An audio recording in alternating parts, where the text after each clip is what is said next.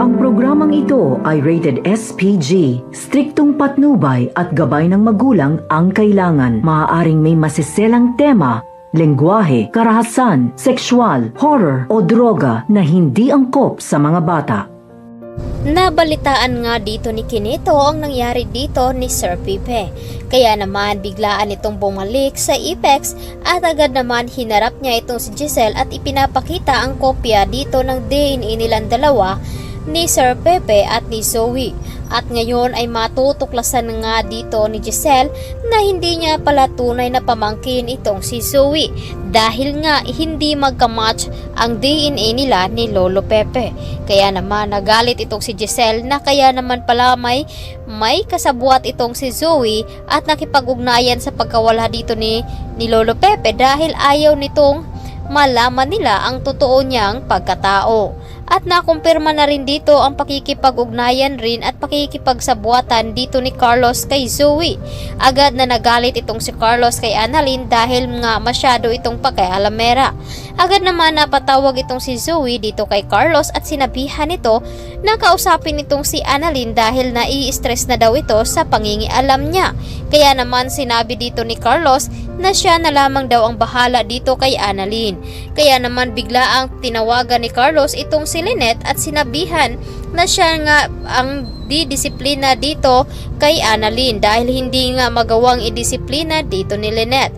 Kaya naman hiwalang kaalam-alam itong si Carlos na habang kausap naman niya itong si Lynette ay mapanganib na meron itong mga tauhan na nakatutok sa kanya at nakikinig sa kanilang pinag-usapan. At dahil nga dyan ay napapaiyak na lamang sa takot itong si Lynette at hindi na lamang siya nag-react sa mga sinasabi dito ni Carlos. Agad naman na inutusan itong si Lynette na itanong kay Carlos kung anong oras ito uuwi dahil nga ay hihintayin nga dito nila ni Dax. Ngunit sinabi nga dito na bukas pa nga daw ng madaling araw siya uuwi dahil marami nga daw siyang inaasikaso sa Eastridge. Kaya naman ang hindi nila inaasahan ay hindi nga nila makukuha ang pera na nakalagay doon sa safety box. At maya-maya pa ay agad naman dumating si Regan at si Harry dahil nga iniimbitahan nila ni Lynette na pumunta sa bahay dahil marami nga daw siyang niluto na pagkain. Agad naman hindi makapaniwala itong si RJ na nakikipagsabuatan itong si Zoe sa kanyang ina dahil nga narinig dito ni Annalyn na tumatawag itong si Moira. Ngunit hindi narinig dito na sinabi nga na may gagawin sila dito sa kanyang Lolo Pepe. At dahil dyan ay sinabi naman dito ni Zoe na kailangan dito magsampa ng kaso upang mapatunayan na mayroon talaga siyang kinalaman sa pagkawala dito ni Lolo Pepe. Agad naman napatawag itong si Zoe dito kay Moira at sinabihan na pumunta siya doon sa lugar kung saan ay dapat nilang pag-uusapan ang tungkol sa kanyang lolo. Pumunta naman agad doon si Zoe at nakita dito ang kalagayan ni Lolo Pepe at kaya naman awang-awa itong si Zoe.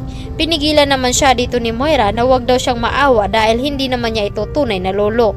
Ngunit hindi mapigilan dito ni Zoe ang kanyang sarili dahil napamahal na nga niya itong si Lolo Pepe. Kaya naman siya mismo ang magpapatakas dito kaya ikakagalit naman dito ni Moira dahil hindi akalain ni Moira na kaya siyang traidorin dito ng sarili niyang anak. At dahil dito sa kaligtasan ni Lolo Pepe at gagaan naman ang kanyang pakiramdam. Kaya naman napapaisip na itong si Moira at baka ikakapahamak pa nila ang gagawin dito ni Zoe. Kaya ito ang dapat nating aabangan ngayong hapon dito lamang sa Abot Kamay na Pangarap. Maraming salamat sa inyong pagtutok at pakikinig dito sa aking